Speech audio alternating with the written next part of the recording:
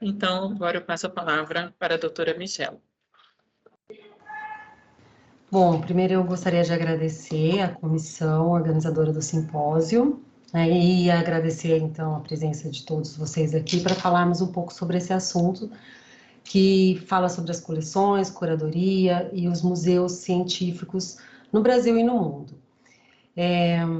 Eu, antes de mais nada, gostaria de destacar e me desculpar que eu fiz uma pequena alteração no que a gente chama de a importância da curadoria para a importância dos museus e coleções, porque a curadoria é uma atividade que a gente faz dentro dessas coleções, tá? Então, só para a gente situar um pouco melhor essa questão, tá bom?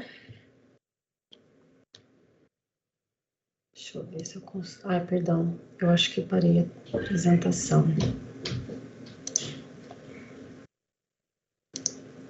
Desculpa, eu parei a apresentação. Eu não consigo passar, eu acho. Ah, consigo sim, perdão. Desculpem.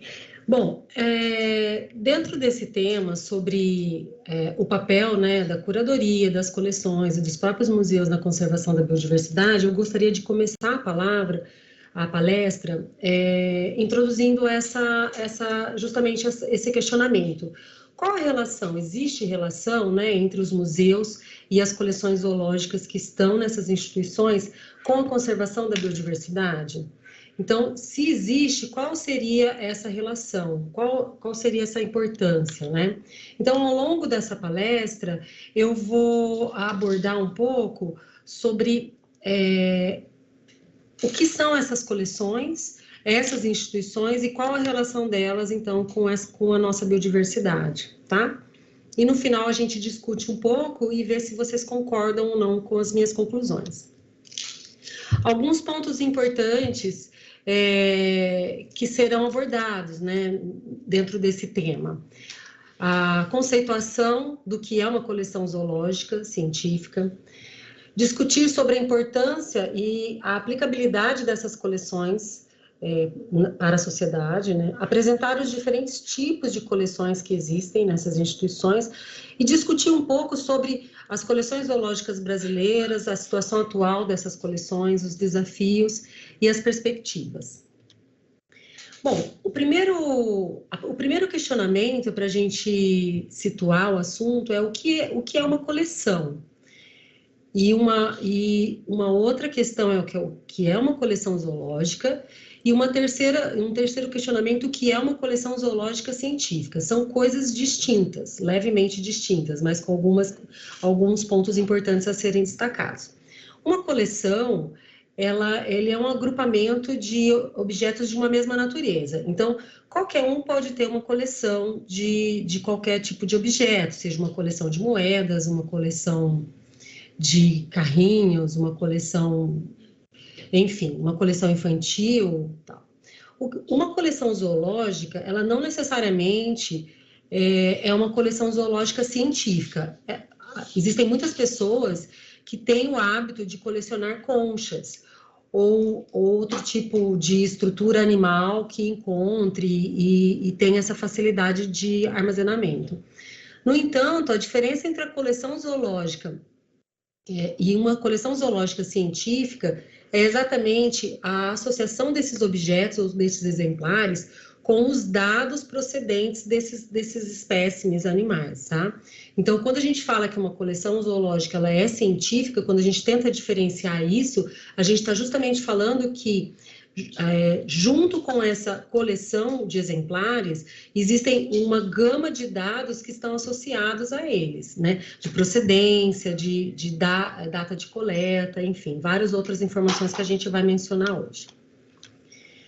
Bom, a definição assim, legal do que seria uma coleção biológica, e aqui eu falo mais amplamente de coleção biológica, né? As coleções zoológicas, elas estão dentro desse grupo, né, chamado de coleções biológicas. Então, uma definição formal seria a coleção de um material biológico testemunho, constituído com o objetivo de gerar e subsidiar pesquisa científica ou tecnológica, bem como promover a cultura, a educação e a conservação do meio ambiente.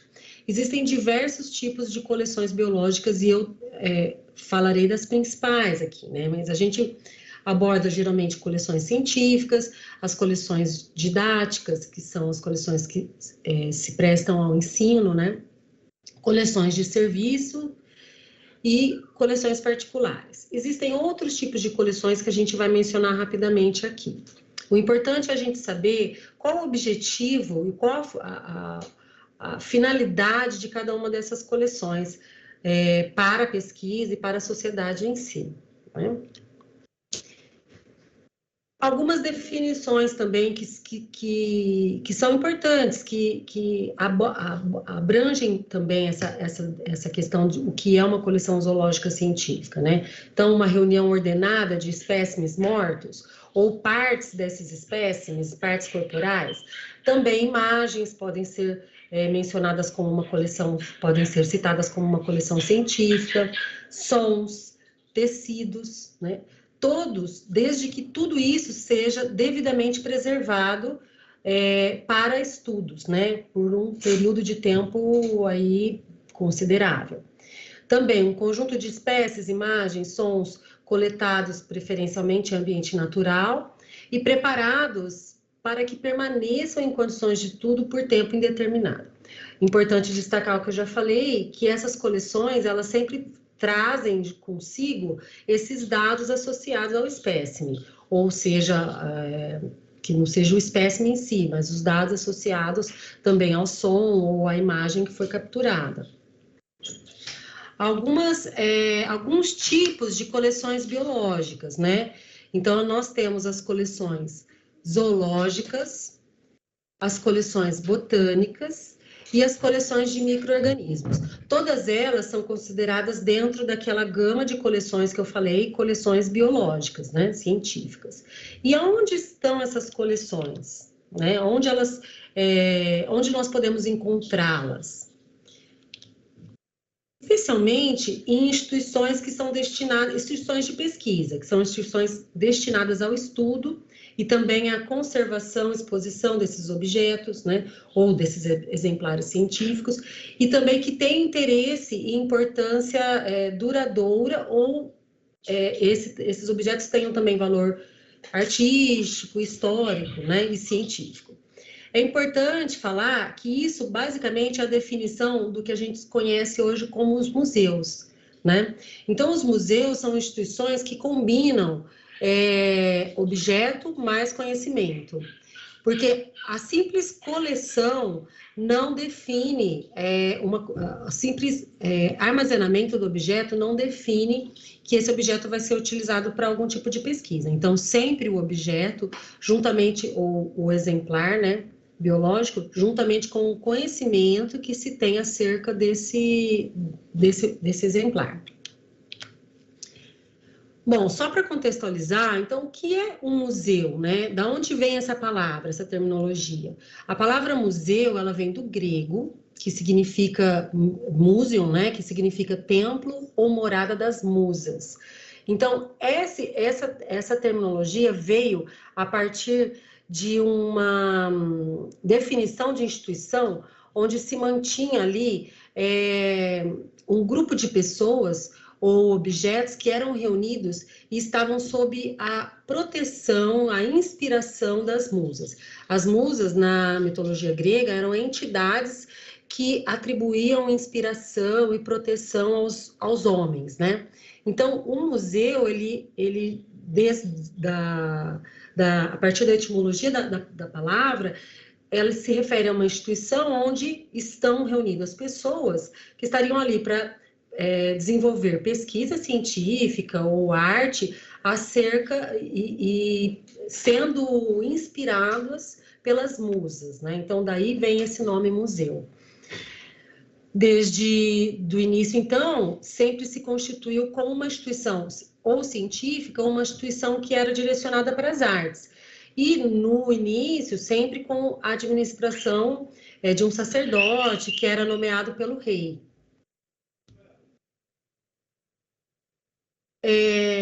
um pouco da história das coleções biológicas, né? Desde a sua, assim, nem sempre essa instituição museu existiu. Então, como isso evoluiu e chegou ao que nós conhecemos hoje, né? Então, para a gente falar sobre os museus, nós temos que buscar a história sobre as próprias coleções biológicas.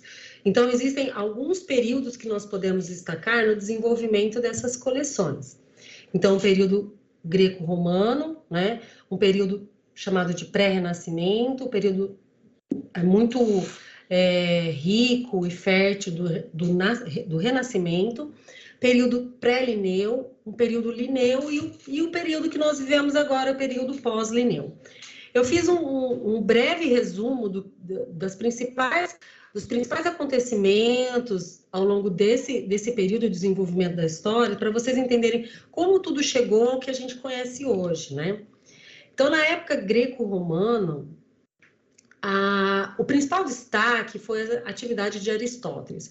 Aristóteles era um filósofo e ele é considerado o pai da taxonomia biológica. Apesar de todas as suas, obviamente, dificuldades de estudo e reconhecimento da biodiversidade, na época ele já reconhece mais de 500 espécies animais e tenta organizar essas espécies numa progressão graduada a partir de exemplares que eram muito simples, até espécimes animais mais complexos, como o próprio ser humano.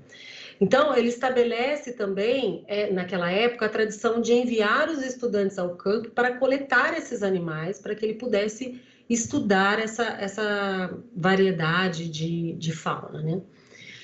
Nesse período, se começa a estabelecer um conceito de museu, que é assim, o estudo, a manutenção, o estudo dos exemplares e o aumento do conhecimento acerca dessas espécies, né?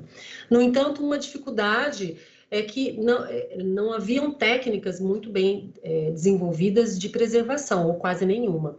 Então, os exemplares eram coletados, estudados e quase 100% perdidos, né, após esse estudo. Já no pré-renascimento, um destaque para as igrejas, que elas, dentro da definição de museus, as igrejas já trabalhavam, já funcionavam como museus, né? Porque elas já abrigavam relíquias e artes dentro das suas instituições.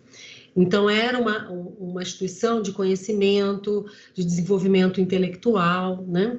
Tudo isso fazia parte da igreja.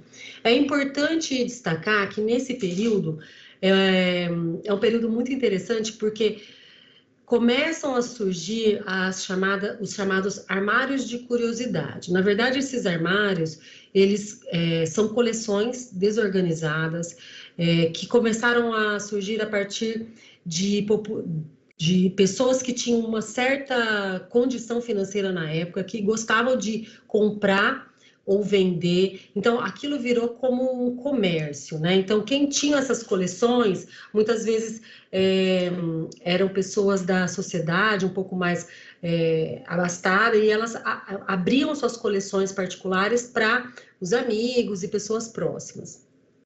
Nesse período, vale destacar que o que era interessante numa coleção era o raro, né? Então, coisas que tinham vindo do Novo Mundo, ou espécimes animais que tinham sido coletados na África. Então, naquele período, era interessante manter uma coleção, mas uma coleção que fosse curiosa, que tivesse espécimes raros, que atraísse a curiosidade da população, da sociedade, né? E nesse período, então, eles já conseguem manter esse material biológico a partir da desidratação dos exemplares. Já no Renascimento, foi um período muito fértil para a ciência, para a cultura, né, humana. Então, surgem os primeiros museus, como a gente imagina hoje, chamamos de museus modernos, né? Houve um incremento das coleções biológicas na época e um aumento do conhecimento da diversidade das espécies.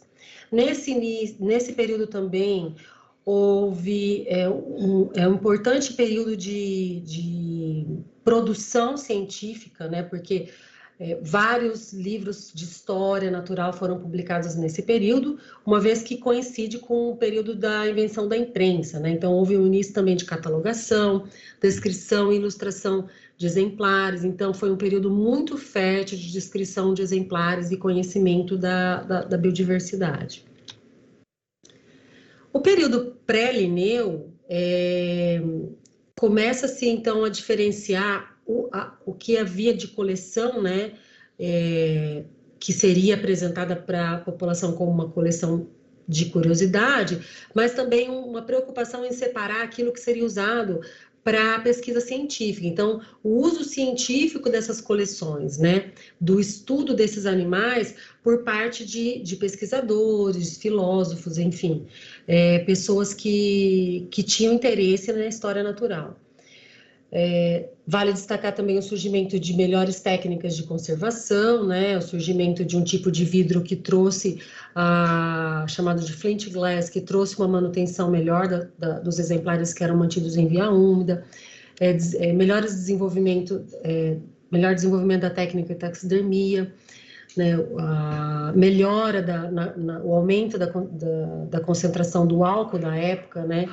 Chegando a próximo de 70%, que é a melhor concentração para manutenção de algumas peças. Bom, nesse período também houve a fundação de muitas das sociedades científicas, museus e outras instituições de pesquisa. E também a catalogação e entendimento da natureza por meio da classificação desses animais, né? Porém, foi só na época de Linneu que houve uma preocupação em se organizar esse conhecimento, porque antes de Linneu havia um rico estudo da biodiversidade, só que cada continente, cada país fazia da sua forma, publicava da sua língua, enfim, e a identificação dos animais era uma coisa. Eu falo da zoologia porque é minha área, né? Mas isso transcende a zoologia. Mas, enfim, era uma coisa ainda não muito bem estabelecida para que os pesquisadores pudessem conversar, né? Então, entre si. Então, quando chega a época de Linneu, o grande destaque foi a publicação, né? A produção da nomenclatura moderna zoológica, que é utilizada até hoje, o sistema de nome específico binomial, quando ele se estabelece que o nome de uma espécie era formado por duas partes, né? O nome do gênero e o epíteto. Então, isso trouxe uma evolução muito grande para o desenvolvimento científico, uma vez que isso permitiu que os pesquisadores de diferentes regiões do mundo mantivessem um padrão para que pudessem, então, trocar os seus conhecimentos científicos, né? Destaque para o surgimento dos museus de sistemática, os principais museus de sistemática na Europa e América, principais coleções científicas de importância e grande significatividade, e destaque que Linneu também mantinha essa tradição de enviar os seus estudantes para o campo, né, para a coleta de espécimes de plantas e animais, tá? Uma coisa que eu acho interessante, comparado especialmente com o próximo período, é que nessa época as coleções biológicas elas eram coleções basicamente tipológicas, ou seja, como naquele período se imaginava que a espécie era imutável, que as espécies eram imutáveis, né? Então não havia necessidade de ter mais que um ou dois espécimes de uma mesma espécie. Considerando que as espécies são imutáveis, não faria sentido se manter nos museus e nas coleções séries enormes de exemplares de uma mesma espécie. Uma curiosidade, a coleção de Linneu, ela possui cerca de 500 exemplares tipos, né, de plantas e animais, e ela está depositada na Linnean Society of London. A época pós-Linneu tem algumas coisas muito interessantes, né, que aconteceram nesse período. Primeiro foi a modificação na forma de exibição das coleções. Como eu mencionei, desde lá do período do Renascimento, existia uma preocupação em expor. Então, todas as coleções, elas se preocupavam em expor o que era raro, o que era curioso. Nesse período pós-Linneu, inclusive nessas coleções de exposição, houve essa preocupação em não expor mais aquilo que era raro, mas tentar apresentar para a sociedade grupos e animais em um contexto mais ambiental, né? Então, como esses animais estariam no seu habitat, né? Então, esse tipo de exposição recebeu o nome de dioramas, são representações tridimensionais e num contexto ambiental, tentando mostrar, então, para a população comum, para a sociedade, como que esses animais vivem na natureza. Então, nesse momento, o raro e aquele exótico, eles perdem espaço nessas instituições. Então, alguns exemplos aqui, essa é uma imagem do Museu de Zoologia da Universidade do Extremo Sul, mostrando que existem diferentes formas de se montar um diorama, né? E as instituições utilizam-se daquilo que tem para chamar a população para ver essas exposições e então sensibilizar a sociedade acerca da nossa biodiversidade, né? Um outro destaque desse mesmo período pós-Linneu, né, que a gente está falando agora, foi a publicação da obra de Charles Darwin, A Origem das Espécies. Por que que isso traz uma grande revolução para as coleções e para os pesquisadores na área? Porque essa obra faz uma revolução na forma de coletar os exemplares, na forma de conservar, armazenar, exibir e até de usar as coleções naturais. Então, as coleções, a partir do entendimento da obra de Darwin, elas deixam de ser um arquivo do passado, aquela coisa imutável, e passa a ser um abrigo de uma fonte ilimitada de conhecimento, porque elas começam elas permitem estudos que podem revelar, inclusive, a evolução das espécies, porque nas coleções nós temos exemplares que, dependendo da idade da coleção do museu, exemplares coletados há 100, 200 anos, então, o quanto isso trouxe de conhecimento para o ser humano com relação ao desenvolvimento, a evolução das espécies ao longo do tempo, né?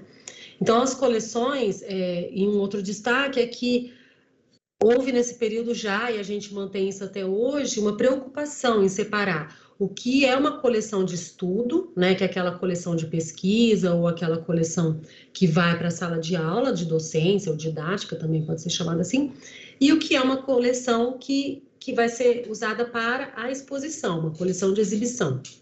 Então, vocês percebem que o objetivo, o fim, né, são diferentes, né?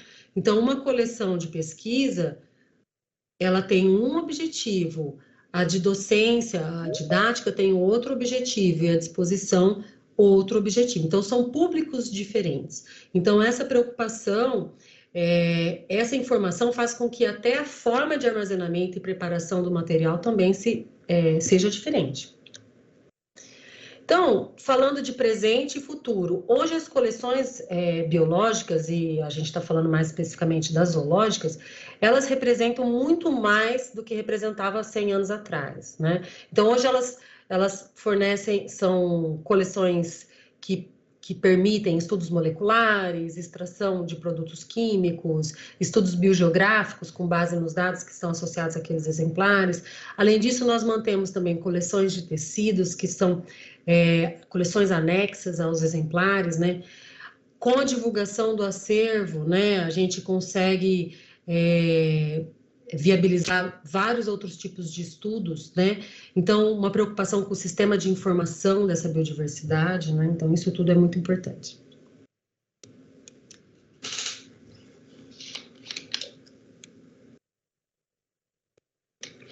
Com relação aos tipos de coleções, então, que a gente estava falando, eu fiz uma pequena diferenciação, mas existem alguns outros tipos que valem ser mencionados, tá?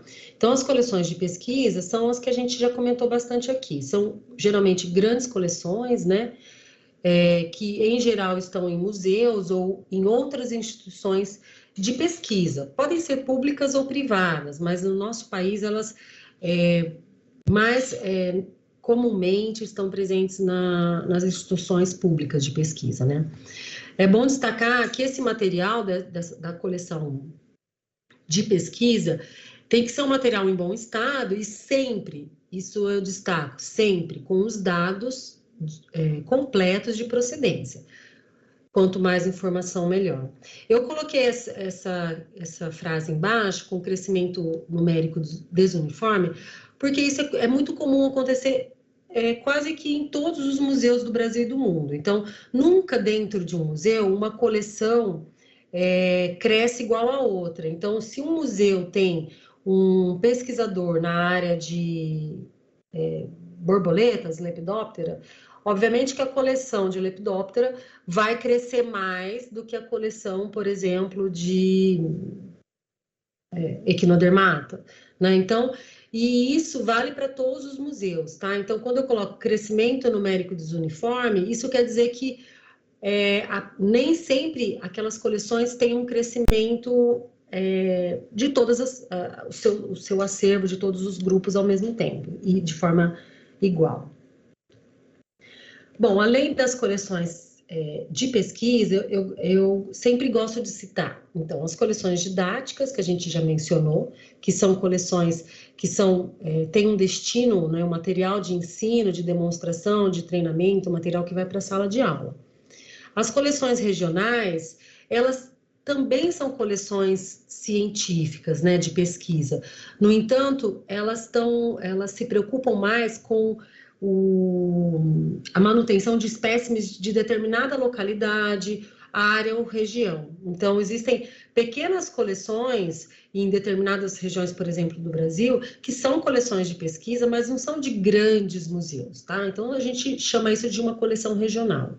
Coleções especiais são aquelas que têm um objetivo, por exemplo, um interesse econômico ou um interesse médico, né? Então, por exemplo, coleções mantidas para identificação de mosquitos que são transmissores de algum tipo de doença, né? Então, existem vários exemplos de coleções especiais que têm esse fim. E as coleções de identificação são coleções que são usadas, por exemplo, em museus, pelos taxonomistas, que são usadas simplesmente para identificar o material que chega. Então, chega muito material para identificação nos museus e, às vezes, ter uma coleção de identificação facilita até uma pessoa não tão especialista comparar aqueles espécimes que chegaram com as espécies que estão depositadas na nossa coleção de identificação. Neste caso, eu coloco aqui séries dispensáveis. Por quê? Porque na coleção de identificação, obviamente que ela tem que ser muito bem identificada, né? Mas na coleção de identificação, nós não precisamos de uma grande quantidade de indivíduos da mesma espécie, desde que a gente tenha indivíduos bem preservados, né, e obviamente, corretamente identificados. Bom, as coleções zoológicas, elas devem ser vistas, então, como seria uma biblioteca ou centro de documentação, porque nessas coleções existem informações que são insubstituíveis. Quando eu coloco essa frase, eu quero dizer assim, por mais que, vamos supor que aconteça um acidente e a gente perca uma parte da coleção de equinodermata do litoral de São Paulo, né? Então, eu tenho acesso, eu posso voltar, eu posso coletar, mas a informação, eu posso tentar repor todas aquelas espécies que eu tinha, né? Mas as informações associadas serão outras, né? Então, a data de coleta será outra, o ponto, georreferenciamento não necessariamente será o mesmo, as condições ambientais serão outras, então nós não vamos nunca conseguir substituir aquilo que nós perdemos, tá? Então, o valor dessas coleções deve ser muito explicado para toda a sociedade de que a gente tá tratando de informações acerca da realidade do nosso país, do nosso continente, do nosso planeta. Bom, vale destacar que as coleções zoológicas não são feitas apenas do exemplar inteiro, seja preservado em meio líquido ou úmido, mas também existem outras formas que são consideradas também coleções zoológicas científicas. Então, essas imagens são todas aqui do Museu da Unicamp, né? Então, nós mantemos também partes dos espécimes, seja ossada, peles, enfim, até conteúdo estomacal, enfim.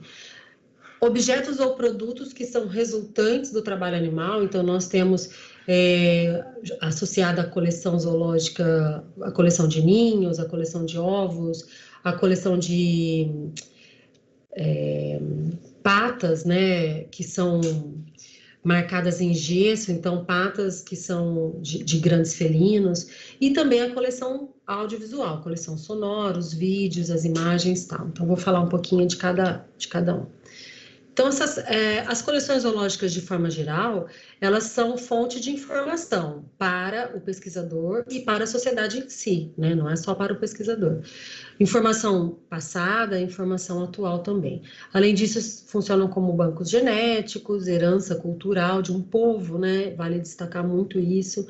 Testemunho de pesquisa pretérita. Então, quantas pesquisas são desenvolvidas, publicadas nos jornais científicos, e esse material é mantido ali, que é possível de alguém que venha a querer refazer tal pesquisa, testar os resultados daquele pesquisador. Então, o material encontra-se ali à disposição. Fonte para pesquisa futura e também formação de recursos humanos. Então, quantas pessoas são formadas a partir de pesquisas que são desenvolvidas dentro dos museus, né? As principais coleções zoológicas brasileiras, quando eu coloco assim, são coleções de grande porte, tá? Obviamente que seria impossível eu falar de todas as coleções que existem nas diferentes instituições brasileiras, mas eu sempre destaco as três mais antigas e maiores coleções zoológicas do Brasil, que estão situadas, então, no Museu Nacional, que essa instituição data de 1818, né, e mantém uma grande quantidade de animais vertebrados e invertebrados. Todos sabem do que aconteceu, enfim, essa foto foi tirada, eu consegui ela mais adiante, né, do incêndio, mas muito tem sido recuperado e ainda se considera um dos grandes acervos do Brasil. A segunda mais antiga instituição é o Museu Paraense Emílio Gueldi, de fundação em 1866, que mantém uma coleção muito importante de fauna e flora da região da Amazônia, enfim, muito importante essa coleção. E aqui no Sudeste, a coleção do Museu de Zoologia da USP, que data de 1886. Sim, sim, claro. Só me avisar.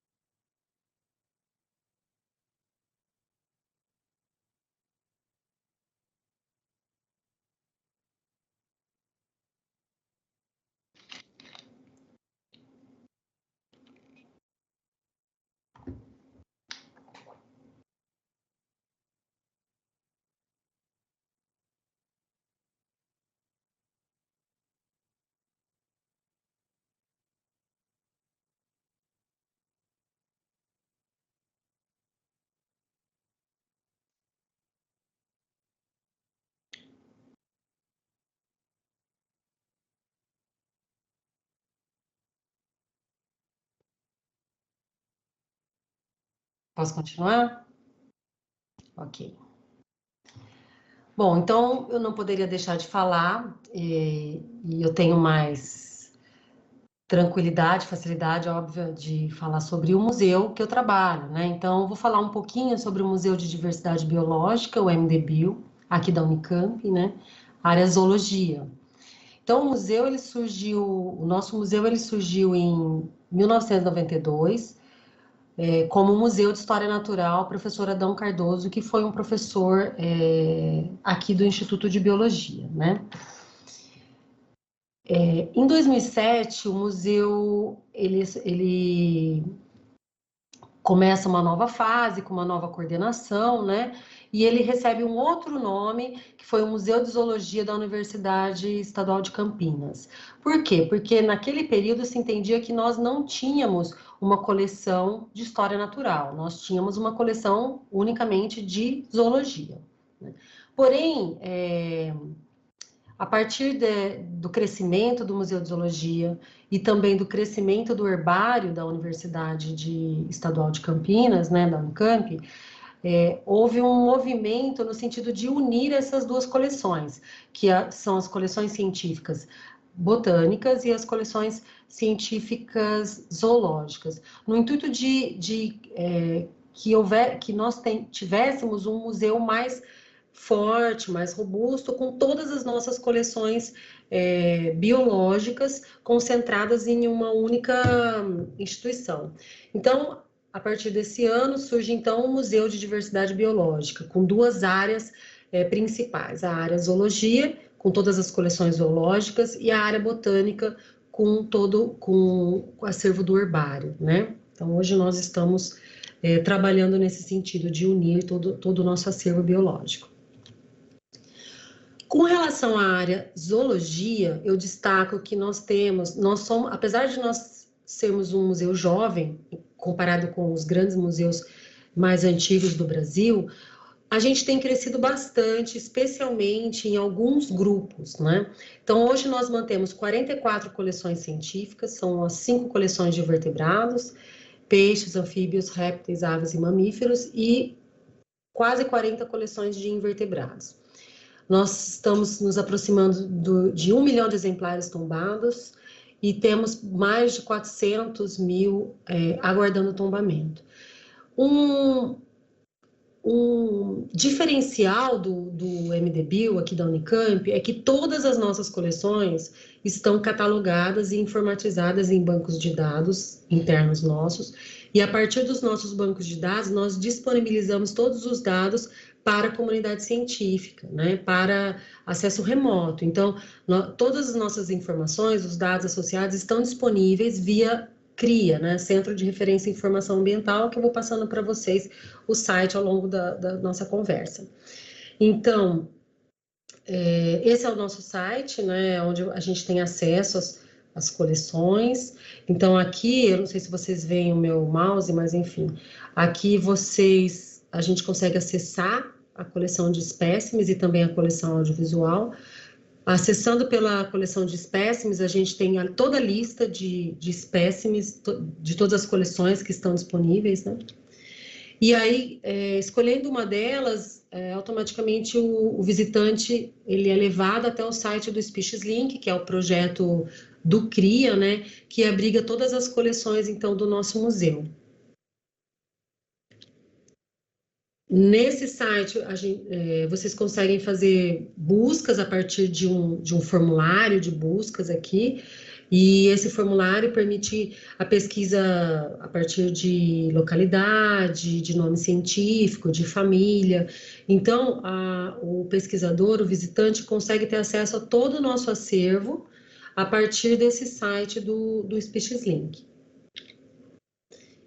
Esse site é interessante também porque a gente consegue fazer algumas avaliações de todo o acervo, né? Então, aqui eu chamo a atenção para as principais coleções que nós temos, olha, como a coleção de anfíbios, que é uma coleção bastante, chegando perto dos 24 mil exemplares, a coleção de bivalve, a coleção de gastrópoda, a coleção de Lepidoptera.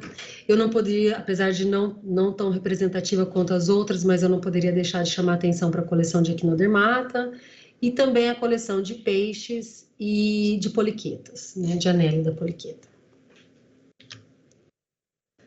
Nós mantemos o nosso acervo em via úmida, então aqui é uma imagem da nossa coleção científica úmida, né, quase 100% em álcool, 70% ou 90%. E também nós temos uma outra sala onde abrigamos a coleção em via seca, né, que são animais inteiros ou partes desses animais, que são mantidos hoje principalmente, nosso preservador é a cânfora. E a nossa coleção audiovisual, então nós temos uma coleção que em 2013 incorporou a coleção da Fonoteca Neotropical, Jacques Aveliard, que foi um pesquisador do Instituto de Biologia da Unicamp também, e a partir dessa fonoteca, então, surge a coleção audiovisual do Museu de Diversidade Biológica, que não mantém somente sons, mas também imagens e vídeos. Uma coleção que é muito, muito procurada no nosso museu é a coleção de empréstimo didático. Então, essa coleção é uma coleção que vale destacar no sentido que ela tem um papel diferente da coleção científica, né? Então, a coleção científica, o público-alvo dela são os próprios cientistas, é a comunidade científica, né? A coleção de empréstimo didático, ela transcende a universidade, os muros da universidade, porque ela faz a ligação entre a Unicamp e as escolas que estão aqui na região, né? Então, é uma coleção muito importante, é uma coleção muito procurada pelos professores de escolas públicas, escolas privadas, que vêm buscar na Unicamp esse material para levar até as escolas e dar as suas aulas de uma forma mais interativa, de mostrar os animais para as crianças. Então, é uma coleção que faz um sucesso muito grande. A nossa coleção de tipos também é uma coleção científica, né? Só coloquei ela aqui agora para destacar que ela não é uma coleção... ela é uma coleção que é mantida em um outro local, nesses armários que vocês estão vendo vermelhos, que são armários corta-fogo. Esses armários, eles abrigam somente os tipos, né, holótipos, parátipos, síntipos, leptótipos, enfim, e que tem uma proteção maior a essa coleção, né? Então, a gente mantém todo um condicionamento das salas, de todas as coleções, mas as coleções de tipos, elas são mantidas dentro desses armários como forma de maior proteção desse acervo, desse tipo de acervo. E as coleções de exposição, né? Então, nós mantemos cerca de 150, 200 exemplares em salas. Nós temos no nosso andar de exposição 4 salas. A sala aqui de cima à esquerda, a sala de vida na água, onde nós temos animais vivos, aquários de água doce e água salgada, onde o visitante tem acesso e a visita monitorada, toda a explicação dessa parte de biodiversidade aquática. A sala de invertebrados e vertebrados, a gente chama ela também de sala de biodiversidade, onde os visitantes observam uma variedade enorme de espécimes animais, desde invertebrados de água doce ou água salgada, até grandes vertebrados. A sala das formigas saúvas, né, do formigueiro de saúvas, que expõe um formigueiro real em panelas de vidro, onde as crianças, o visitante pode observar todo o funcionamento do formigueiro, da colônia, né? No momento que o visitante chega, os biólogos colocam as folhas que serão cortadas pela cortadeira, pela formiga, e essas folhas, então, elas começam todo o trabalho da colônia, e isso, ao longo da visita, é explicado para o visitante, para o aluno. E, por fim, a sala hóspedes e penetras, que é uma sala pequena, mas que ela tenta reproduzir o ambiente doméstico. Então, quais animais estão presentes com o nosso convívio? E que esses animais que estão conosco, eles são hóspedes ou eles são penetras? Esses termos estão relacionados com os animais considerados hóspedes. São aqueles que nós queremos, que nós trouxemos para o nosso convívio, e o que nós chamamos de penetra é aquilo que chegaram até nossas casas, mas sem serem trazidos por nós. Mas aqui cabe uma discussão muito interessante com as crianças, no sentido do que é realmente o penetra, né? Ele é penetra ou ele perdeu o seu habitat e acaba invadindo as casas humanas, né?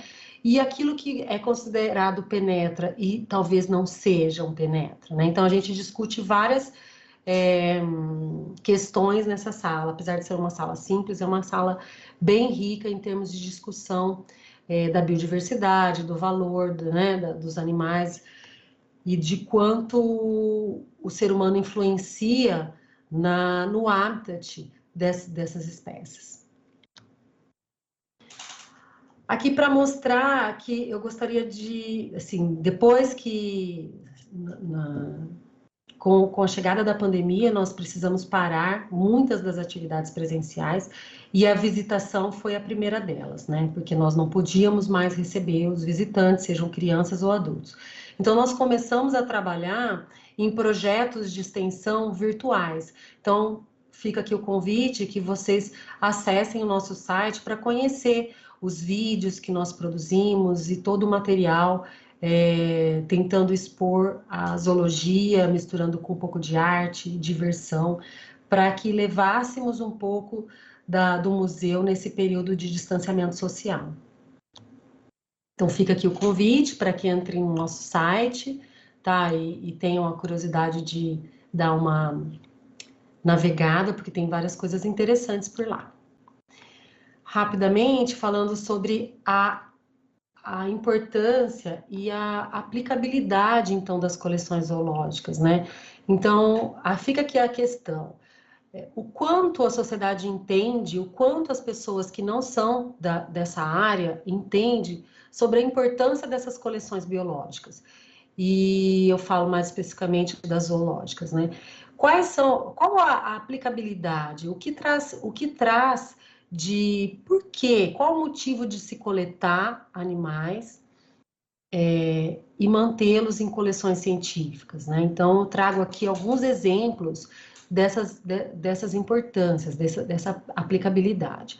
Então, as coleções científicas, zoológicas, elas se prestam, por exemplo, a estudos de diferentes áreas das ciências biológicas. Então, aqui a gente pode citar estudos de reconhecimento da biodiversidade, estudos de distribuição de espécies, né? Estudos de biogeografia, de morfologia comparativa, estudos de comportamento. Então, são estudos na área da pesquisa. Então, o que eu estou falando assim, eu começo a falar sobre a aplicabilidade das coleções para a ciência, né? E aí a gente vai continuar falando. Além disso, por exemplo, identificar locais com alta riqueza, com alta biodiversidade e que merecem, devem e precisam ser preservados, né? Então, estudos de distribuição, de biogeografia, levam a essas identificações. Quais locais têm altos índices de biodiversidade que precisam realmente ser preservados, ou que têm espécies endêmicas ou espécies que estejam ameaçadas de extinção. Aplicabilidade na área da saúde e segurança pública. Então, quando pesquisas a partir de coleções científicas tentam traçar histórias de doenças infecciosas ou identificar as fontes, né, dessas doenças, identificar os reservatórios dessas doenças, né, desses, por exemplo, reservatórios de vírus. Então, por exemplo, eu coloco aqui, até um exemplo desse trabalho, né, que eu cito aqui embaixo, depois se alguém quiser eu deixo a bibliografia, coleções de vírus, de bactérias que são armazenadas para comparação com infecções que surgem depois, infecções emergentes, ou tecidos de animais que são considerados reservatórios de vírus, ou reservatórios de bactérias, né? Então, manter esses animais isso é de muita relevância, né? Uma outra aplicabilidade seria estudos de contaminação ambiental. Então, espécimes de museu, eles podem ser utilizados, por exemplo, para estimar os níveis de contaminação e comparar com os níveis atuais. Então, os níveis de contaminação, por exemplo, de um rio, quanto era há 20 anos atrás? Nós temos exemplares na coleção? Vamos pesquisar. Como são os níveis de contaminação desses, por exemplo, desses peixes hoje, nos dias de hoje? Então, aqui eu cito um exemplo assim, espécies de peixes preservadas em museu revelaram um acúmulo de microplástico no trato digestivo dos animais. Então, uma comparação com os exemplares de 10, 20 anos atrás, os exemplares amostrados hoje, permitiu, então, estudos nesse sentido, né? Aplicabilidade na área da agricultura. Então, os museus são muito utilizados para se determinar, por exemplo, de onde vem a praga, né? Que praga é essa? Quando ela chegou, né? O tipo de patógeno, o próprio vetor que foi introduzido, facilitando, assim, ações de controle ambiental. Rastrear mudanças morfológicas e mudanças para um grupo, uma família ou um gênero de uma determinada espécie, coletadas há alguns anos atrás, comparando morfologicamente com o que temos hoje, ou distribuição biogeográfica dessas espécies, né? E também estudos sobre perda de hábitat, por exemplo, invasões biológicas, mudanças climáticas. Então, são estudos que muitas vezes se utilizam de coleções científicas, né? Por exemplo, estudos genéticos que detectem mudanças na diversidade genética de uma determinada espécie ao longo do tempo, né? Então, se você tem acesso a uma coleção que mantém exemplares de diferentes épocas, né, coletados em diferentes épocas, você consegue fazer esse tipo de estudo. Coleções de museus também podem ser usadas para determinar a distribuição original das espécies e a atual, se elas são realmente bioinvasores, né? Identificar as fontes das populações introduzidas e estimar o impacto ecológico, né? Espécimes de museus, eles podem ainda possibilitar estudos sobre mudanças na distribuição das espécies ao longo do tempo, assim como mudanças na biologia, no fenótipo dessa espécie em particular, em decorrência de mudanças climáticas, por exemplo.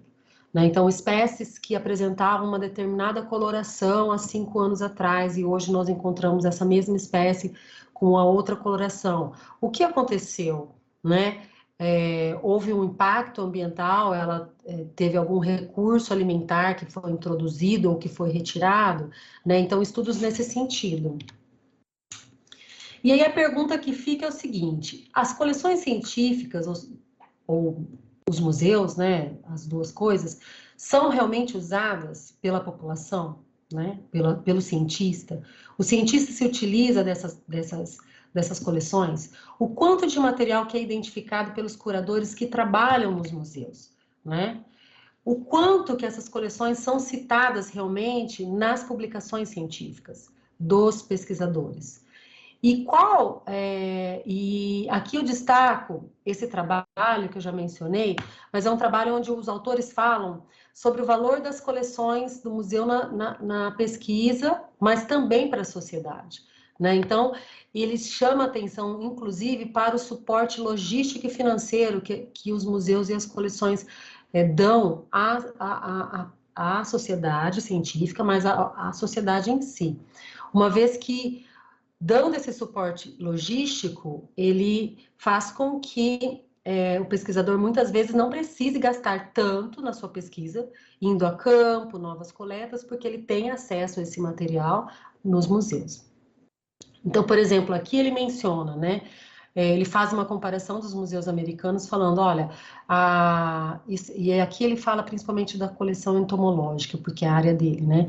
Então, por exemplo, no Museu Nacional de História Natural, ele tem uma coleção entomológica de cerca de 25 milhões e só a atividade de empréstimo por ano é mais de 100 mil empréstimos, né? Então, aqui ele vai falando sobre o tamanho de cada uma das coleções e o quanto essas coleções emprestam material que serve para que serve como fonte de informação para a pesquisa científica.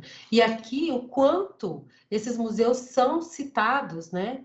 Número de artigos que usaram os museus como suporte, né? Então, existem artigos na área da ecologia, artigos na área da biologia sistemática, enfim, que usa a estrutura do museu como suporte para o desenvolvimento da sua pesquisa. Então, agora a gente está falando da importância dos museus e das suas coleções para a própria comunidade científica, né?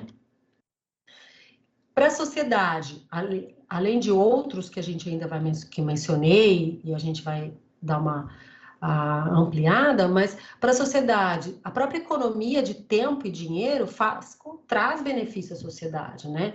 Então, um pesquisador que é um funcionário público, ele vai precisar de muito mais dinheiro, por exemplo, para financiar sua pesquisa, se ele tiver que ir a campo coletar todas as suas espécies, do que se ele tiver alguma alternativa de coleção que forneça a ele algumas das espécies que ele não precise ir coletar em todos os lugares que inicialmente haveria necessidade.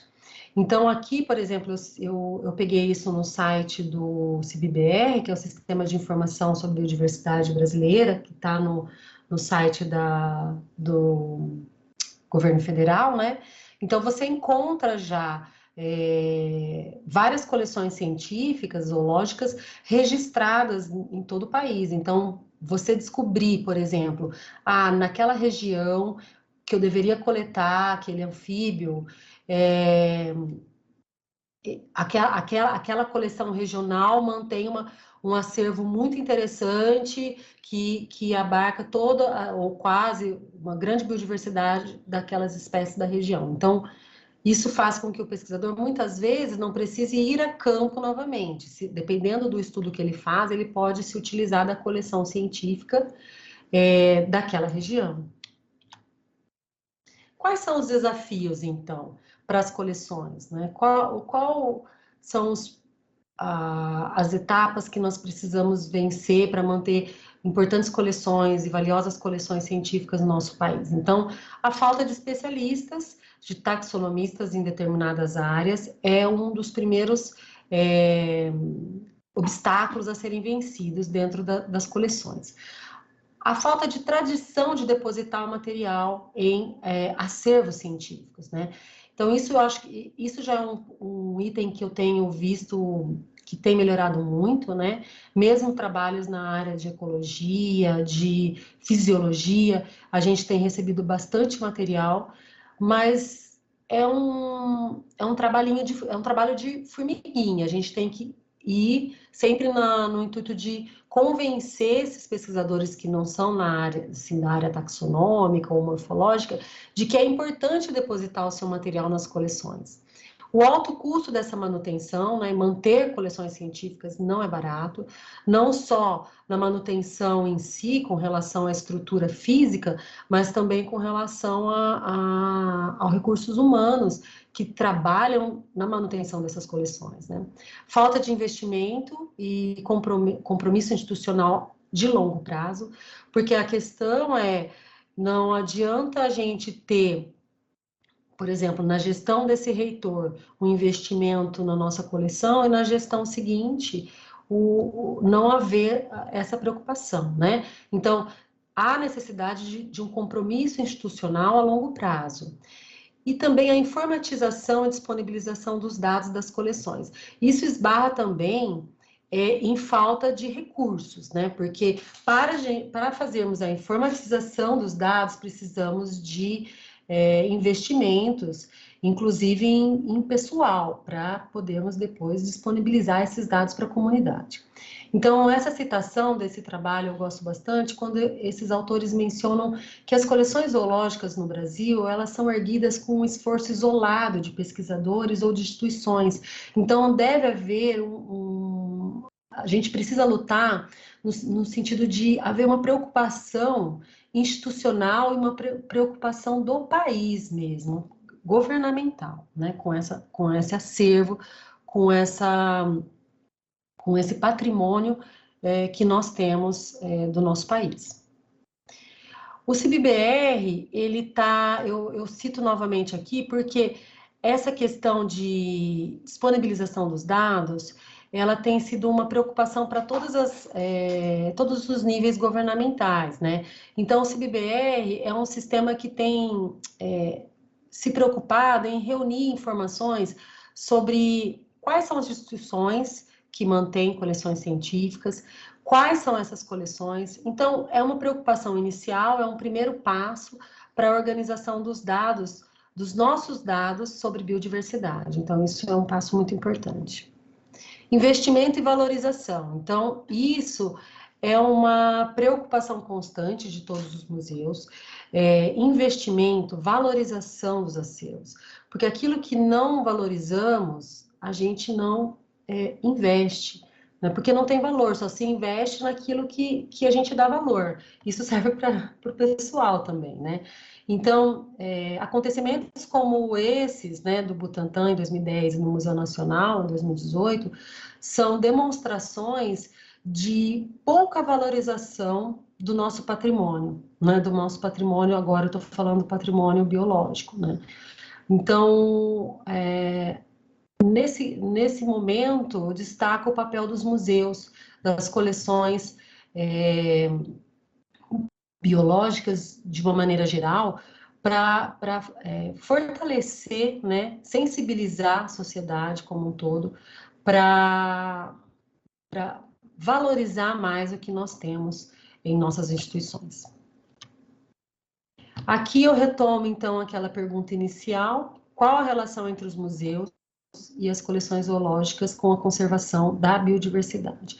Então, eu escrevi essa frase, mas eu gostaria de lê-la calmamente para explicar quais são as minhas conclusões acerca do que o museu e as suas coleções representam para mantermos a nossa biodiversidade, né? Então, eu acredito que os museus e as coleções zoológicas têm um papel crucial, não somente como material testemunho para os diversos estudos, né, na área das ciências biológicas, da saúde pública, do conhecimento da biodiversidade, para planejamento, né, e manejo e conservação das áreas, mas também quando, por meio das suas coleções didáticas e expositivas, elas aproximam a sociedade da ciência e da academia, né? Então, aqui eu falo da importância dessas coleções para a comunidade científica, mas também quando ela aproxima a comunidade científica da sociedade, né?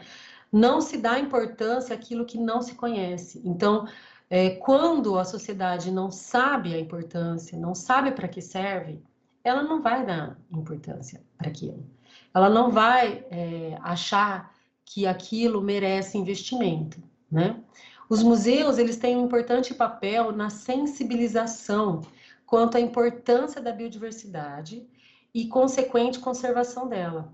Então, em todos os sentidos, eu enxergo que os museus têm um papel que é de fazer essa ligação entre ensino, pesquisa e extensão à comunidade. É isso. Obrigada, eu agradeço o convite e espero que tenha colaborado com o simpósio.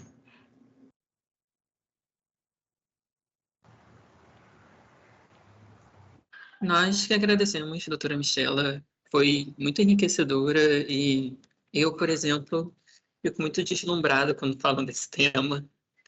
Então, muito obrigado mesmo por aceitar participar. E agora temos algumas perguntas de alguns participantes, se a senhora puder responder, por favor. Claro. A primeira delas é do Matheus, que pergunta: atualmente tem crescido a discussão do uso de fotografias para a descrição de espécies e identificação no ambiente, em detrimento do uso de espécimes físicos coletados. Você acha que é possível que se estabeleça essa metodologia e como isso impactaria nas coleções zoológicas e museus que temos? Esse é um tema bastante discutido e eu posso adiantar, Matheus, que existem duas linhas pensantes, assim, dois grupos, né? Duas opiniões dentro da comunidade científica. Então, eu vou falar mais ou menos e vou colocar a minha opinião, que é uma opinião meio termo. É possível, sim, se existe um grupo de pesquisadores que não considera, que não acha que seja um caminho científico seguro a utilização de imagens para descrição de espécies. E existe um outro grupo, especialmente de pessoas que trabalham com animais de pequeno porte e animais que dificilmente são mantidos, o espécime se preserva em coleção científica, coleção biológica. Então, no museu, agora eu vou falar como acontece na Unicamp. No museu da Unicamp, nós aceitamos, sim, o depósito de imagens de espécimes de pequeno porte que, comprovadamente, não se mantém por longo tempo. Porque, como eu falei, a definição de uma coleção científica biológica, ela se entende que o espécime será preservado nessa coleção por tempo indeterminado. Claro que esse tempo indeterminado ele não é para sempre, mas é um longo tempo. Agora, existem alguns exemplares, por exemplo, tardígrada, tardígrada, quinorrinca, alguns espécimes que são microscópicos, são chamados os exemplares de meiofauna. Eles não conseguem ser mantidos nem em lâmina ou qualquer outro tipo de preservador mais do que algumas semanas. Então, isso inviabiliza manter esse animal numa coleção científica. Então, qual a alternativa desse pesquisador na descrição da nova espécie? Se ele pegar esse exemplar, descreve a nova espécie e depositar o exemplar, como material testemunho, como holótipo ou parátipo, ele vai perder esse material em pouco tempo. Então, qual seria o material testemunho desse trabalho? Entendeu? Então, nós temos uma situação diferente aí. É diferente da gente falar, não, eu vou descrever uma espécie de estrela do mar, mas eu não vou coletá-la, eu vou tirar uma foto. Isso eu já não adotaria, entendeu? Porque eu posso coletá-la e ela vai ser mantida muito bem preservada no acervo por período indeterminado mesmo. Agora, é diferente de outros exemplares. Então, a nossa metodologia na Unicamp tem sido, aceitamos material quando comprovadamente esses exemplares não se mantêm na coleção biológica. Não se mantém porque se degrada, ele se perde rapidamente.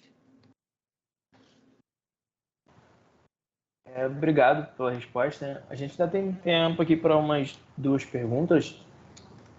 O Giovanni perguntou se você acha que, em um curto ou médio prazo, a situação de abandono que muitas coleções e museus se encontram vai melhorar.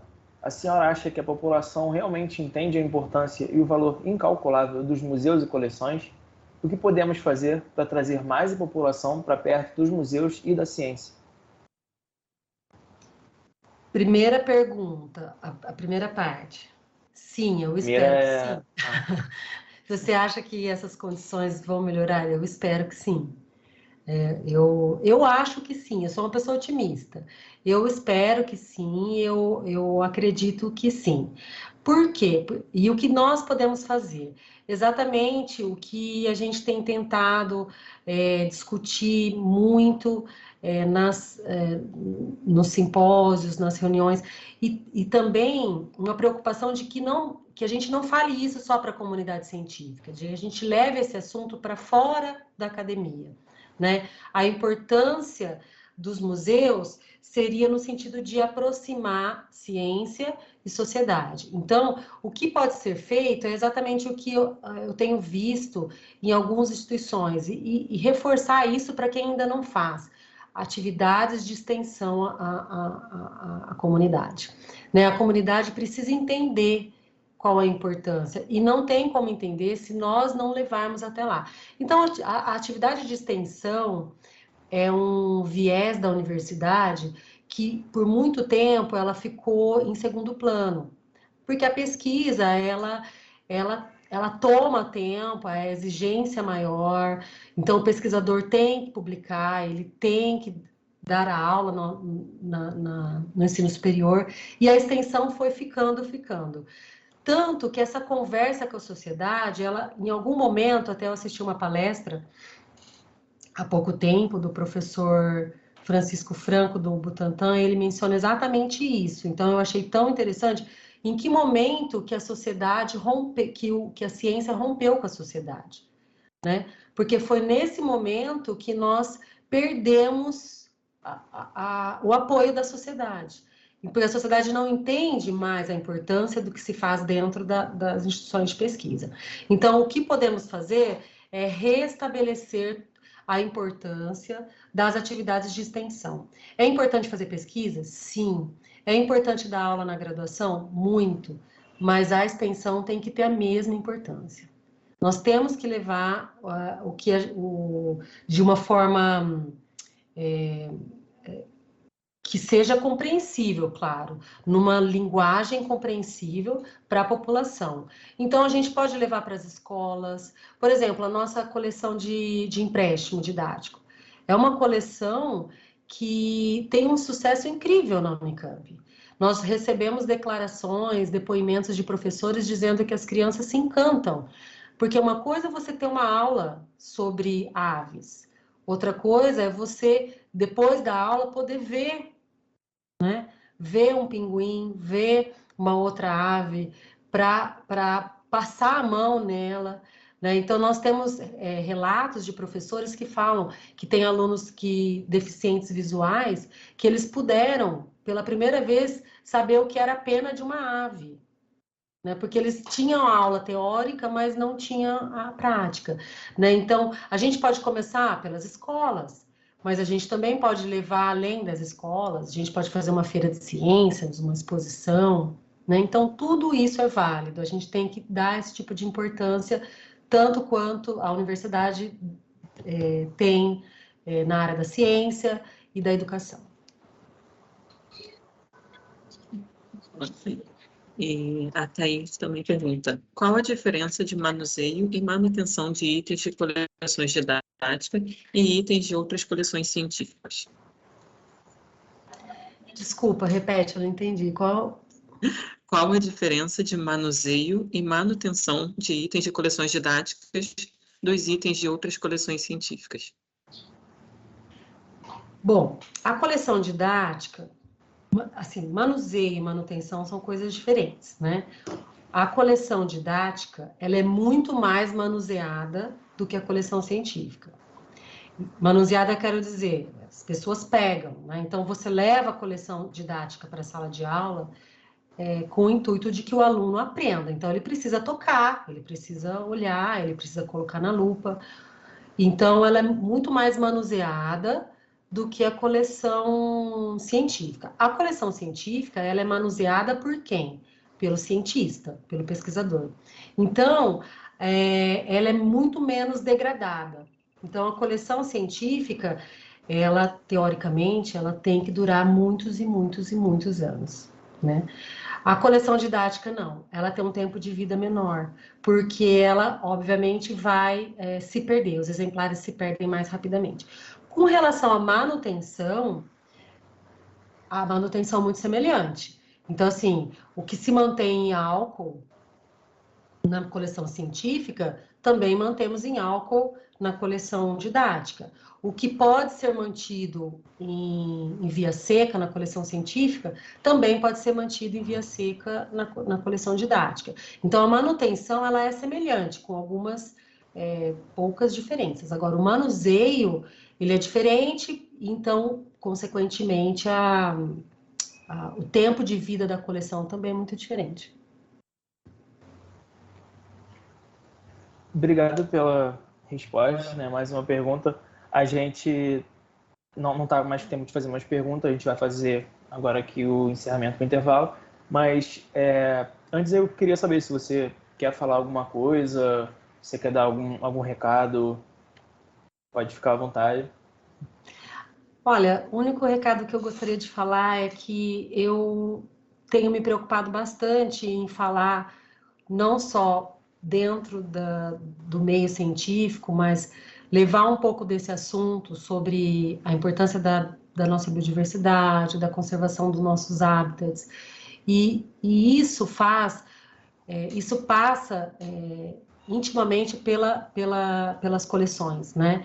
Então, eu gostaria de frisar, para quem tiver oportunidade, que invistam nessas atividades de levar até a comunidade, levar até as crianças, toda essa importância, para que a gente consiga reverter um pouco do que tem acontecido no nosso país e no mundo, tá? E visitem as coleções, que seja virtualmente ou presencialmente, quando a gente puder.